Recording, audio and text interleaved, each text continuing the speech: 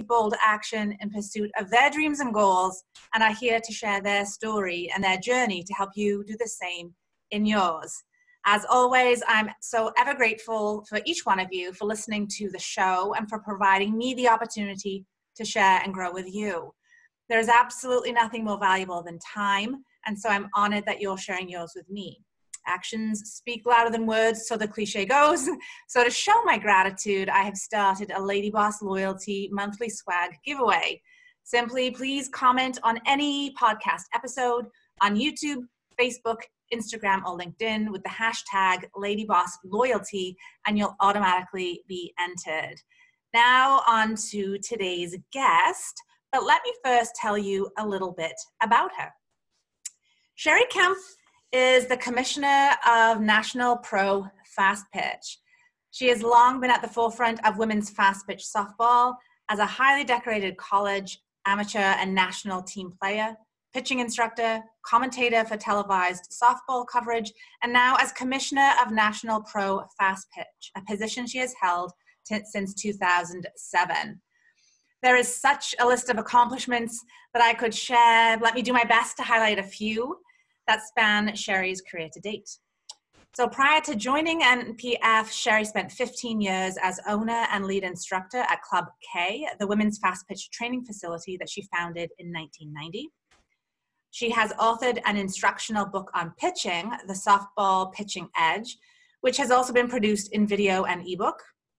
Since 2000, Cheri has been a popular television analyst for college and professional softball, working with the likes of ESPN, Fox Sports, MLB Network, Cox Sports, Yes Network, and Comcast Sports. As a player, Cheri was a pitcher on the 1992 USA national team that earned a gold medal in the World Cup in Beijing, China. I feel like I could drop the mic right there. Cheri has also been inducted into 4 Halls of Fame. And if that's not enough, now as Commissioner of the NPF, Cheri has worked tirelessly to grow the presence and strength of the league, having just celebrated its 15th anniversary.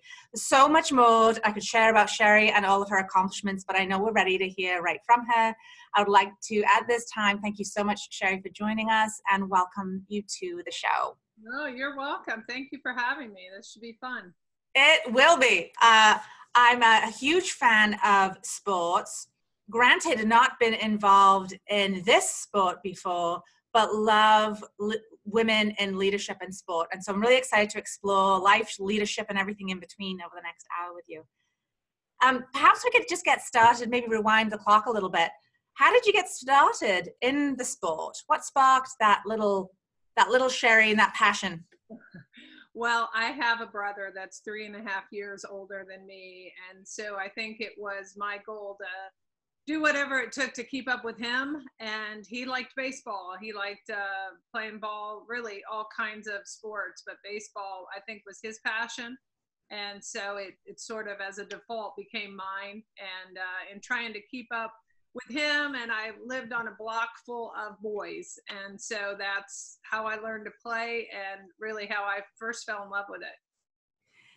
Interesting, isn't it? How, many people speak of boys and men that they've looked up to. And what I'm so excited about now more than ever is that we have girls and women to be looking up to in sport. How, if at all, did it play a role in your own development, in your mind or your own actual player development, that it was men or boys that you were looking up to? Well, I think it absolutely played a huge role because I think boys, first of all, to your point, there were no women for me to emulate or watch or idolize. Nowhere that I looked did I see women playing sports. And so everything that was around me were boys. And I would tell you that boys play differently. Boys play rougher. Boys play, I think, at a very young age, especially back then, much more competitively and much more, I think, just ruthlessly. And I say that in a complimentary way. But my brother, it didn't matter if he won. If we were in the house and he won, He took at least minimum 3 laps around the dining room table with his hands over his head. And consequently, I will tell you that as a player, I was a cocky, mouthy player, and I credit all of that to him for that was just the way that I came up, and I think that I'm grateful for it, because I think I was a tougher player, and I think I had a different mentality, especially at that time, than nearly all, if not all, of the girls that I ended up playing with. Interesting, isn't it? And I really enjoy when we can speak really openly and frankly, and just in a factual way about the differences that boys, girls, men, women bring to anything, the life, the workplace, sport, because there is a difference. And I think until or unless we really start being more comfortable with just talking about the differences, it remains something like the elephant in the room. Yes, for sure. And I will tell you, having taught pitching for a very long time, I'll tell you something else that I think even with that was characteristic. I taught thousands of girls pitching, and I'll tell you something else that I thought was characteristic. I thought you could tell if they had an older brother that was involved in sports that they had grown up with. But in general, and this was a different generation than mine, but in general, it was very evident if they had an older sibling, period. Even if it was an older sister, a lot of times that first child was much more conservative, much more of a perfectionist, and that second child or third child was really kind of throw it to the wind. I mean, in pitching in general, the first girl would be worried and concerned about whether she was throwing strikes and trying real hard to make sure everything was just right. The second child would cut it loose. If she didn't care where it went, she's much less inhibited. And I think that I saw that nearly without exception over the 12 years that I really taught pitching hard. And so I think it's an asset regardless. And as you've seen this generation grow up and girls play sports more, I think you start to see that advantage that I got with that was with the boys. It did not exist with girls when I was a child. How fascinating. And so you got into sport, you got into the sport because of your brother. So shout out to your brother. And walk us through what that was like in terms of when the shift happened between doing it for fun and doing it for fun and becoming something that you then started to turn your mind to for a career. Well, it was interesting because my brother played organized baseball. Now, again, granted, he was 3.5 years older than me. So when he was playing baseball at 7, I was still a very small girl. He's playing at 10. I'm 6.5. So at that age, regardless, my age was even a factor in whether there was organized sports or not. But as I got to the ages of 9 and 10, it was the organized sports were not plentiful, but I loved it. I would go to his games and chase foul balls. And I loved when what you got to do was chase the ball, and then, you had to fight all the other little brothers, and mostly it was brothers, for the ball. So you get the ball, then you got to run back up to the backstop or the fence and throw it in.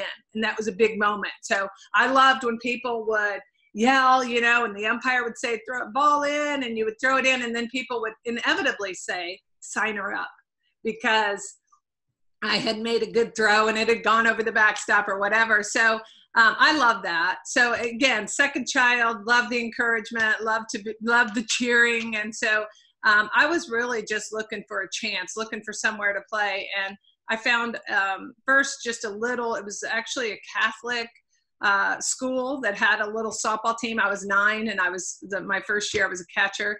And from there, a guy saw me who had softball teams in town and did travel ball and asked me to play. And I'll tell you, I was obsessed with it. I loved stick and ball my whole life. I still do. And so I was just a kid looking for a chance. Oh, just a kid looking for a chance. That's awesome. That's quite a statement, because I think ultimately aren't we all? Sure. And so how was that passion fueled? Imagine being a young child, your parents have got a big role in that. So talk to us a little bit about how that was fueled. Well, I think for my brother and I both, I think we're thankful every day for the environment that we grew up in. And, when you're a kid and even when you're in high school and in college, maybe you don't realize that your environment is exceptional or that your environment is different from other people's environment. But now as an adult and way down the road, I understand that the environment my parents put us in was perfect. It was textbook perfect. They let us play. I can't tell you, I ended up playing for a period of time in a town that was 50 miles north of my town in Missouri. And so when my parents, if they would drive me up to that practice, they would park on the road and stay at the practice, but my mom would read a book. She was no more looking at the practice than anything. My parents were never hovering.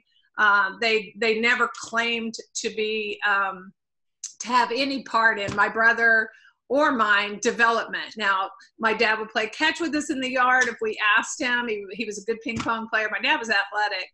And so that was a good place to be. But I'll tell you, never in our car did we get screamed at for performance, or did our performances, did our lives hinge on our performances. So our parents loved us. They still do. They cheered for us. They still do.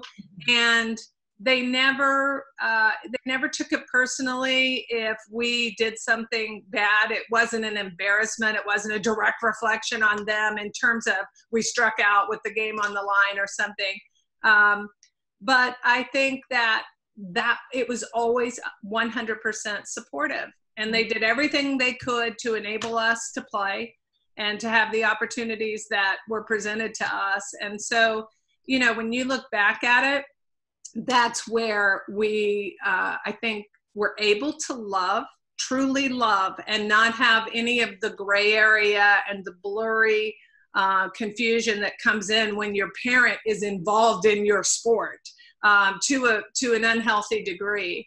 And I think that we enjoyed playing, and we had the fun in the game always. And I would say that even through adults, as long as we played, as long as we competed, we loved it. And so we owe all of that to them, because they were our environment. We had no idea what they were doing, but they let us both have passion for the game and let the game stay pure for us. I've seen a shift in sports, certainly, not playing at any level close to your level, but always being involved in sport, being a big part of my life. And I always felt like my parents were always my parents. The coach was the coach, my parents were my parents. It was clear to me, but I too am seeing those lines blurred. Has that changed in sport? Do you see that having changed in sport quite a bit? No question about it. There's no question that the lines are blurred. And I stopped teaching pitching a dozen years ago now. I taught over 300 kids a week. So I had exposure to a lot of children and a lot of parents. And I will tell you then, the negative aspect, I love teaching. I love it today. It was something, teaching pitching was something that made sense to me, that I got, and that I had the, I think, good fortune to be around scientific experts to help me understand how to teach better. But if there was a negative, and there was, so let's just say that, it was the over involvement and the over engagement by some parents. And I will tell you that there were also amazing parents that were there, that were doing the same thing that I just described my own parents did. But there were a lot. And I can tell you, when I was growing up, we played all kinds of games in our neighborhood, and never was there a parent watching or hovering or coaching during that time. And that just doesn't happen today. I actually invented a 3-on-3 game that I had a cage and everything that went with it. And I put it up in my facility, and I put it up so that the kids would play. They would just be able to go over there, have these games. I had this structure, and they would just play. And even in that, I would go over sometimes and tell the parents, get out of here. Let them have fun. Let them enjoy this. But I think there's a shift. I think there's a lot of parents that believe that they have to control it. And what the part they don't get is if they would just walk away and let these kids carry their own bags and figure out how to slide and play. I never had an instructor, and I turned out, my career turned out to be pretty accomplished in as far as skill development and beyond. But I think parents believe they have to influence it, and I think they believe they always have to be the cushion, that nothing, my daughter's sitting the bench, this will be the last time. It's the first time, that'll be the last time. So now we yank her off that and put her on another team. And one of the things I didn't mention with my own experience is that along the way, my family, I think, operated, and my parents operated with integrity. It was just a natural thing, but that was our conversation. Somebody wanted me to come to a better team mid-year. The team I mentioned earlier that was 50 miles north, they were far and away better. They were competing for national championships. And the first time they asked me to play it was in July, right at state tournament time. And it was so alluring to me. I mean, they had these jackets and these bags, and it was so impressive, and it was like a dream come true. And my mom said, and I know my grandparents they loved fast pitch softball, and they were all about, especially my grandpa, let's go. And my mom said, no way, this is your team. And, I was 11 years old. So this is a lesson that sticks with me. This is your team. These are your friends. You said yes to these people, and you're going to finish the year with them. And if we change teams, if you decide this is something you want to do, we'll do it clean. We'll start the season with a team and finish it. So I think along the way, those are the things that we learned. And I think some of that is lost right now because it's all about, it's all about the accomplishment. What can we say we did yesterday? So I think in that regard, I like the let the kids be kids. Let the kids be kids. I think a lot of what you shared as well, we see happening in business. For sure. Right? So in terms of that sense of loyalty. So you're talking about that integrity that you're talking about that you have for your team, but there's also a sense of loyalty that this was my word, and so it shall be my word. And I think there's lots of lessons to learn through life and leadership, which is why I find the intersection of it really interesting. So you fast forward a period of time and you decided to create Club K. What led you from, playing the sport to quite something else then to now you create a facility and now your role has really changed? Talk to us a little bit about that transition and what created that dream. I think that wasn't a dream at all. I think that came out of necessity. I was still trying to play. I played until I was 31 years old, and I was still trying to play. So to enable me 3 months in the summer to just do whatever I wanted to do, and in playing softball, I needed a job that would back that up. So I had been a college coach, but it was really a Title IX position. I was making $10,000 a year. I was dragging the field with my car, those kinds of things. And that really wasn't working. So I did that for 4 years. Along the way, you'll be happy to know that I got a raise. I ended up making $12,000 a year. So at any rate, I had a teammate in St. Louis that had started teaching pitching. And she was the one that told me, set these kids up in classes, which is how I taught my entire career. And it's the way I tell everybody that you should teach rather than one-on-one. But I just kind of fell into it. And I had 10 kids to start out with in Nashville. And I would go anywhere. If somebody could get a cluster of 10 kids, whether it was Dover, Tennessee or Springfield, Tennessee, I would drive all over the place, had them on different nights. And sometimes I would go to Dover for 2 hours. Then I would go on to Paris, Tennessee for 2 hours. And that's a little bit of a haul from Nashville, but it started. And then it caught on. I liked it. I got it the way I think I saw my friends in high school got like algebra, and I was always like, oh, how are you getting that? How is this all making sense? But pitching made sense to me, and because of that, and then I was able to be exposed to a gentleman named Glenn Fleissig at the American Sports Medicine Institute in Birmingham. And Glenn taught me sort of the science behind, hey, I know that we should have flex in our arm. I know that's right when you're pitching, that you should have some flexibility, but why? And Glenn is the guy that would, and if it got too complicated, I'd go, okay, tell it to me in English. But he would tell me things that really, really helped me. Ultimately, I could have never written the Softball Pitching Edge without Glenn's expertise to really help me understand human movement and why things worked. So, and after that, I'll tell you, I loved pitching.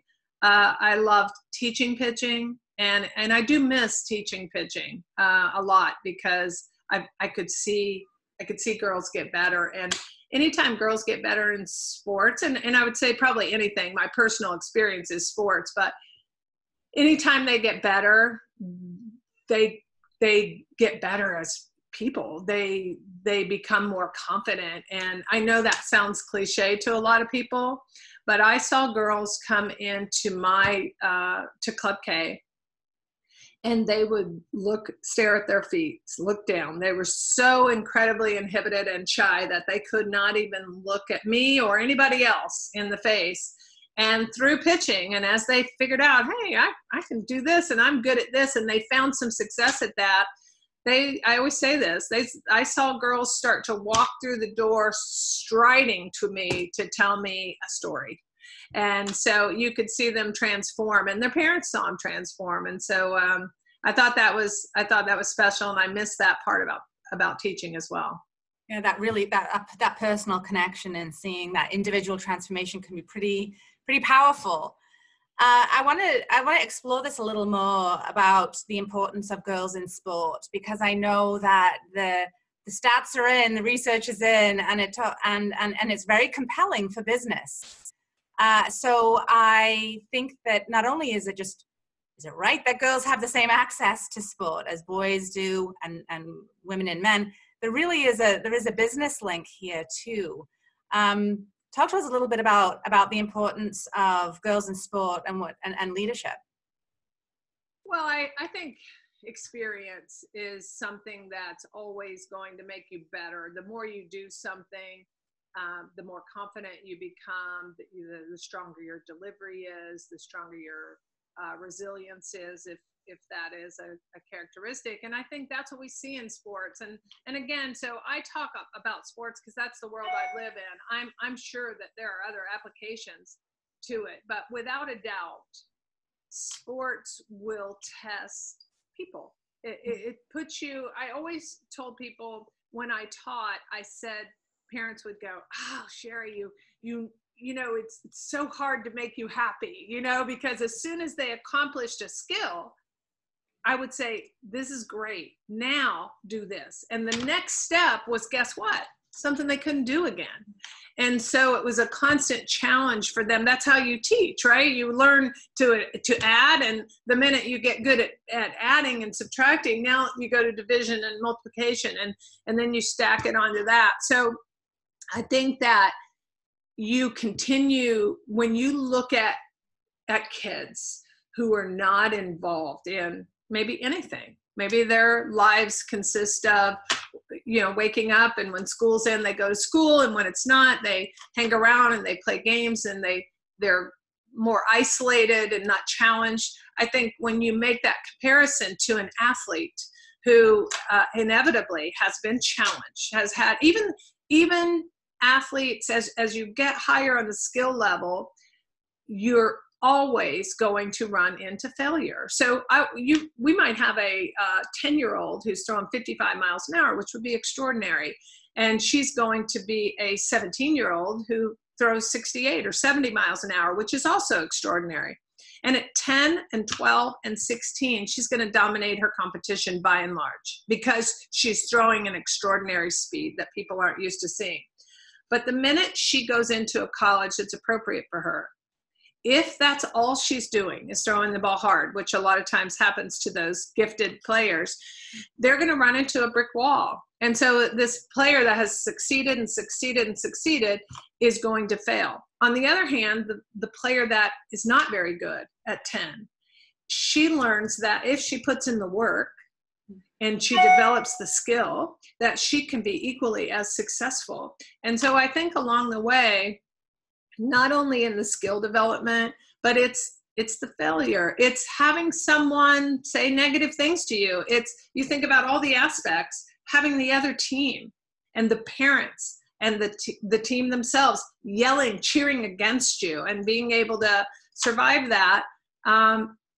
Developing the work with your teammates and understanding that you accept when someone fails. You know, you're throwing a no-hitter and a routine ground ball goes through two people's legs and that you end up losing the game. You accept that. Those are your friends. And so I think that all of that is character building. And I think when you put it up against another person who does not have that experience, I just think the experience itself far and away outweighs that other person, regardless of the qualities that they might have innately. It's the experience that makes the difference. Yeah, and failure, such a big, it's an F word that we don't really like to talk about or experience, because it doesn't feel good. It doesn't feel good. But to your point, that's really what helps to build resilience and grit. There's a book called Grit, actually, that I really enjoy, because it talks about the science of grit and perseverance. And exactly to your point about, it's not necessarily the people who are brilliant right out of the gates. It's the people who just practice and practice and practice and fail and practice and fail, and tweak along the way, obviously. And that failure is a path to success. And I know it sounds really cheesy, but it truly is. It truly is. There's no question about it. And I don't think it's cliche. I think, I believe I always say, if I'm going to climb a mountain, a tall mountain, a challenging course, I want to be I want somebody beside me that's done it before. I don't want us to be guessing when we hear a rumbling, if it's coming at us or not. I want somebody that's slipped before, and that has gotten stuck up there for a couple nights before. I don't want to be with somebody who's experiencing all of that for the first time if I can help it. So I just think that when you're looking at people, and to your point, you're talking about people making career paths and getting into professions that are maybe not sports related, but business related. And I think that you're going to call on all of those things. I see these women, and that's what broadcasting has done. It's allowed me the gift, I think, to see some of these college players up close, even before I was the commissioner. And I'll tell you, I am in awe of the confidence that they have, the self-confidence that they have, the way they speak.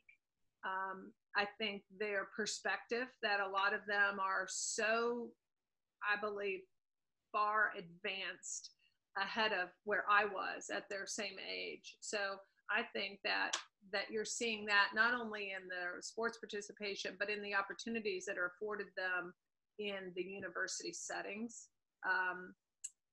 From an education standpoint, both academically and also just the well-roundedness. I mean, you're seeing players now who are media trained, media savvy. Yeah. They know what to look for, how to answer, and how to form a question and wrap it up and those things. So I'm very impressed by that process. And I think you can go all the way back to Title IX and say that changed things for us. It changed things for women, and it continues to affect generations of women and the confidence in the way they carry themselves, because their experiences are completely different. And what a great example to be setting for boys and girls now. For sure. And why shouldn't it be that way? And I think that's kind of the difference. And listen, we all know there's always going to be innate differences and characteristics that come along with gender, certainly, and human beings to a large degree. But I think that when you look at opportunity and experience, you're seeing a different generation of girls and women because of those two things. And I have to say that even though clearly I'm not going to be playing in the WNBA, I used to want to be the first woman in the NBA, because when I was young, there was no WNBA. Clearly that hasn't happened. But even as a 44-year-old woman, I am so inspired and empowered to do things in my life that now I can see as possible. Even though it has nothing to do with sport, sport has a special something about it. And it serves to, I think, inspire more people than you can even, cast a net around. Yeah, I completely agree. And it's the saying of, if you can see it, you can be it. And I think we've really broadened our horizons and opened our mindsets to, I think that girls and women and even women at our age now see that there are no boundaries really.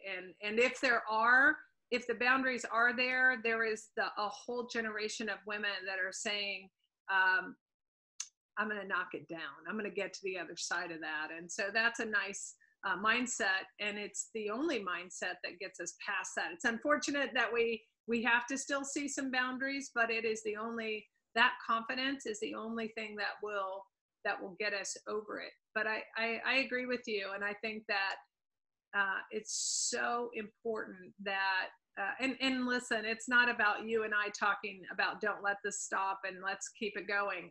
I don't think anything's going to stop it right now. I think, from my chair, I want the pedal down. I want to see a breakthrough tomorrow, where we are in professional women's sports. But it's chipping away at it. And I think this movement that you're seeing, that we're all seeing and feeling, from the standpoint of women, this acceleration of empowerment, I think is you're going to see it's going to be an historical era for us, a time that will be marked of, this is the point where, a lot of progress was made, but this is the time where they really turn the corner.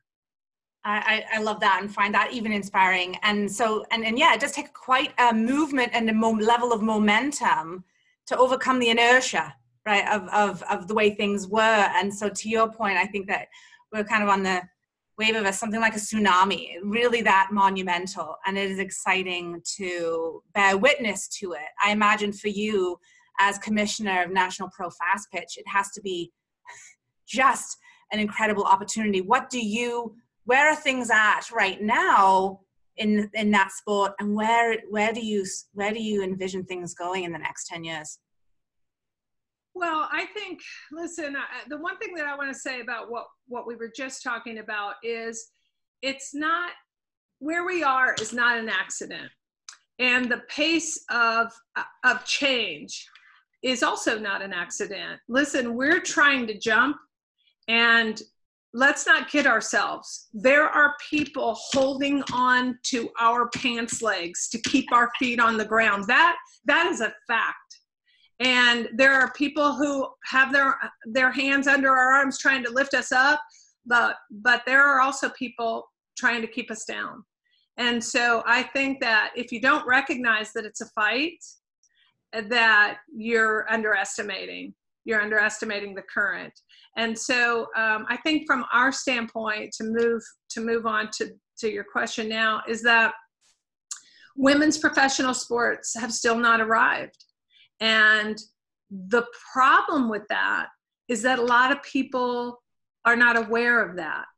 A lot of people, when you say it to them, well, take a look around. How many opportunities do you see for women to be in professional sports? Mm-hmm.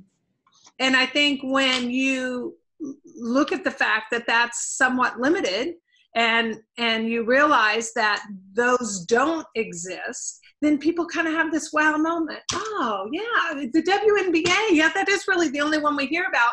And if you look at what's trending this morning, the WNBA, I think there are teams that are on like a 20-hour travel period because they had commercial flights that are canceled and everything else.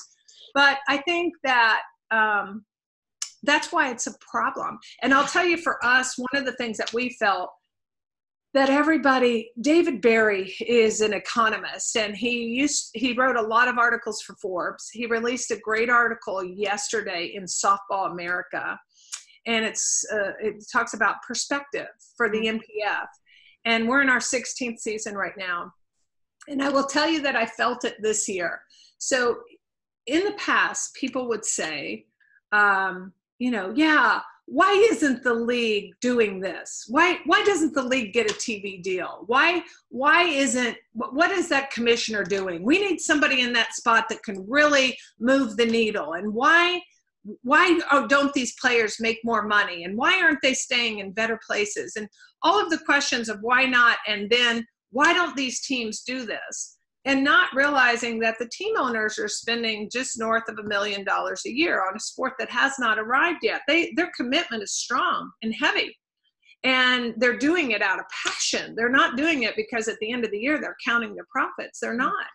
They're on the front side of this. But I think that everyone used to, if they were going to stand up for the process, they would point the fingers at not the people who were really striving to lift it up. They would point the fingers at the team owners who make the commitment, and also the league and the structure of the league office, and want things to be almost impossibly better. And they didn't look at people that had the ability to help but weren't. And this year, that changed. So in the past, you'd see this wild success of the Women's College World Series. They would say, oh my God, we're having so much fun watching the Women's College World Series. NPF, why don't you get on board and do what they're doing? Why don't you put softball on television? Instead of thinking math, that it costs $50,000 to produce a game, and how many games, how long can you spend that kind of money with no corporate buy-in and no commitment from network television? So this year, what you saw was, oh my gosh, this sport is so amazing.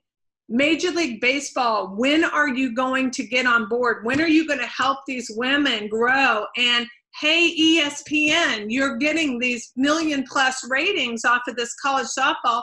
Why aren't you carrying women's professional softball? So at least I saw that commentary on social media, and it was a real breath of fresh air and a real shift, because people do have a strong say these days. And I think I always tell people, I answer every email that people send me, and I say, use your voice. Use your voice. Tell them you want to see it. Tell corporate America that you want to see it.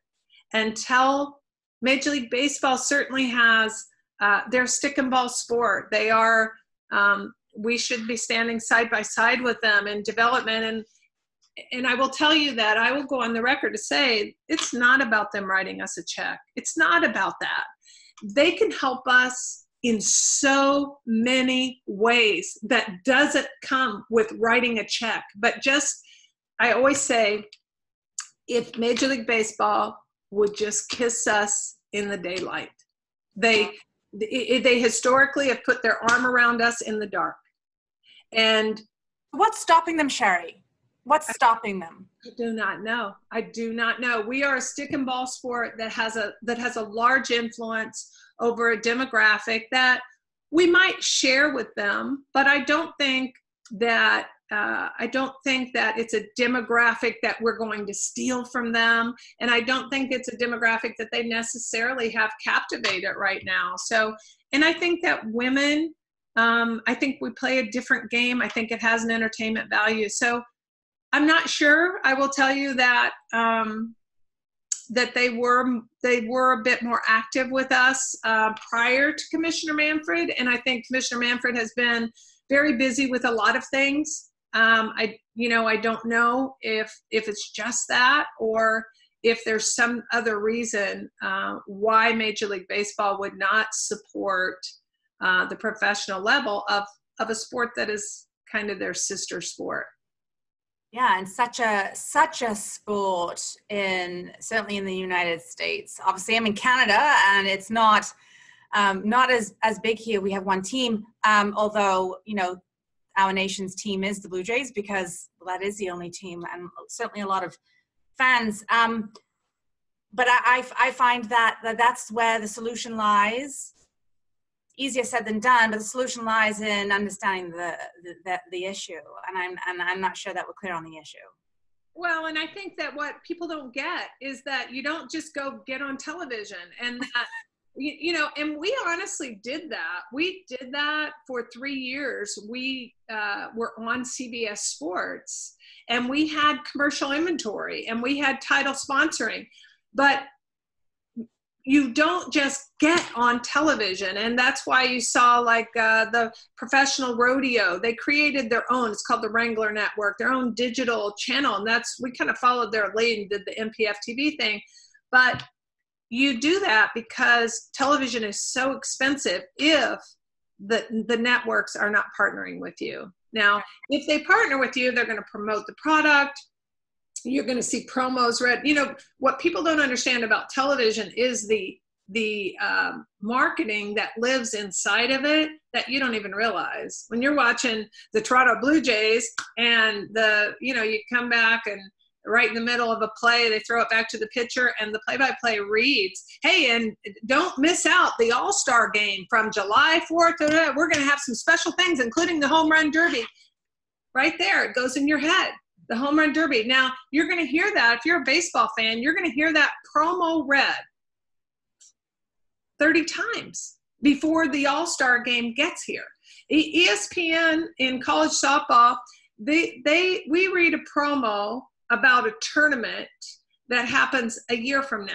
We read that promo in every single game. So it's going in your head. This matters. This is important. And I continue to say that people react and support and pay attention to things that are told to them are important. That's the masses. They watch what they're told to watch. They make their own decision if they like it or not. But you think that gazillions of people watch the Super Bowl because they're enthralled with football and they're really engaged in who's going to win that game? That's not it at all. It's important. It's vital. Everybody's going to be talking about it. There's parties that surround it. We've made it this big deal. Okay. Yeah. And so you see that all the time. So the message to you, both, I think, subliminally and overtly is, this is important. This is popular. You need to be a part of this. And so I think when you start to see that, and so when I said Major League Baseball can help us, if we were even on the MLB Network, they have their own network, even if we had a game of the week on the MLB Network and you were seeing promos in the Fox and the ESPN and every other game, all of a sudden it tells you we're important. Now you're in the middle of the game. Hey, we've got a MPF player here. Let's talk to her about the differences, and we've got her in the booth. Okay, now all of a sudden it's just this sort of ancillary marketing that starts to make things important. And I think that's what people don't realize. They think it's about just going and paying for television and being on. And that's not what grew. I consider myself fortunate to have been on the whole ride with college softball and to see it be played. We're broadcasting one game a year to we're broadcasting over 700 events in regular season. So I watched that. That was a calculated move. It was an amazing marketing success, not by the NCAA and not by college softball, by ESPN. ESPN grew college softball. So I've been able to see that from its infancy, and I know it can be done. It's a conscious effort, though. It does, and it's a coordinated effort, isn't it? To your point. Yes. And it takes usually a big player to sort of stand up behind it and saying, yes, we're gonna be part of the solution. What really actually just hurt my heart in what you were talking about in terms of when you mention something you mentioned something, if MLB were to mention an NPF sport or have a game of the week, it shows that it's important. what's the message that's being sent to girls and women when we're not commenting on it? When women's sport, well, I know the answer, when women's sport is not on TV, when you flip through the newspaper and you just see men and males, pages of males and the commentary, it has an impact. It has an impact. There's no doubt about that it is still, when we talk about this generation of girls being very different than, I can tell you, my generation, and I'm sure your generation. And so they are stronger, they are more outspoken, they are more confident, and they carry themselves differently. But we are still sending the wrong message. We're still sending a message to them that their things aren't important. And what women's college softball has proven is that from an listen, I don't think that because you have money that I should have some of your money. I don't feel that way. I don't feel that because men's sports have money that we're entitled to it because we're women. I don't think that. I don't think that at all. What I think is that what NCAA college softball has proven is that it is equally or more entertaining than not only college baseball, but Major League Baseball at times. There are only, I saw an article yesterday, there are only 2 games that outrated, for Major League Baseball, that outrated the Women's College World Series all season to date. And so I'm not saying that we should replace them. I'm just saying that we should have the opportunity. We're not putting on bad television. We're not putting on something that people aren't enthralled by and engaged with and passionate about.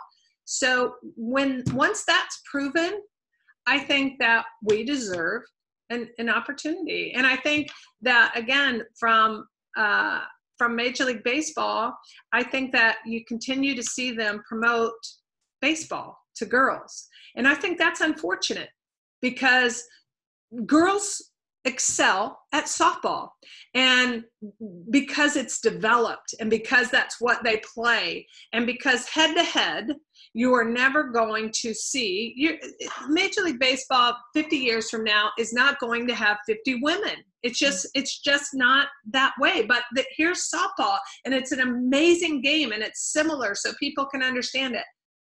Every college scholarship, thousands of college scholarships for girls are in the sport of softball, not baseball. So why it's so hard to promote the sport that we play, the sport that women excel at, the sport that has wildly successful at the college level for girls, for females, why it's difficult to put your arm around that, I don't understand why that's not the promotion. Why are we promoting girls to play baseball in large part when there's really no future in that at all? And is that why is that why we're pushing them to baseball? Because we know at the adult level that they can't hold their own? But why would we be starting from scratch when we have this amazing game of softball that people love and that women are very good at? Why would we not be trying to make sure that we involve as many girls in that, and that we lift that up and elevate that platform? It just doesn't make any sense to me. It doesn't, and I think that's when we can start to have really honest conversations and pull back the covers to have those conversations. That's when the truth will really surface. And I don't think that the truth is something that people would be proud of. Well, it's not about data, because it's not about data and facts. And I'm not saying that even from a perspective of to make people feel bad. I'm saying we need to do that so we can just do better going forward. Yeah, and I think the truth is important. The truth, why is it? I told you that there are people hanging on to our pant legs. Mm-hmm. Why? Mm-hmm. Why are they trying to keep us from elevating? And so I think that's a real important conversation to have. And like I said before, I think that it's not about reaching into their pot of wealth. It's just about saying this is a sport we can help baseball. I have an elaborate plan that I've submitted to the commissioner of ways to send women and men into schools all across the country.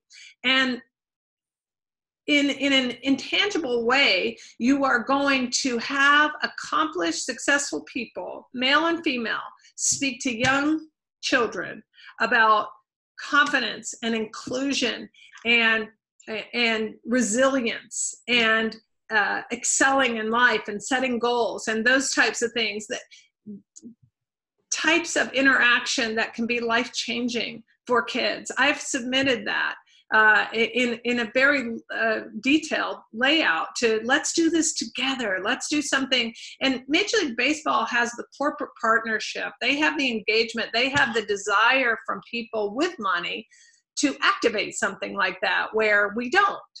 And I just don't, I'll tell you, if you asked me today, if you said today, my daughter's 14 years old, she's fairly talented, she hasn't played a lot of travel ball, but she'd like to play some college softball, can you help us? I absolutely would help you. I would have a 30-minute conversation with you. Sorry, my computer's going off here.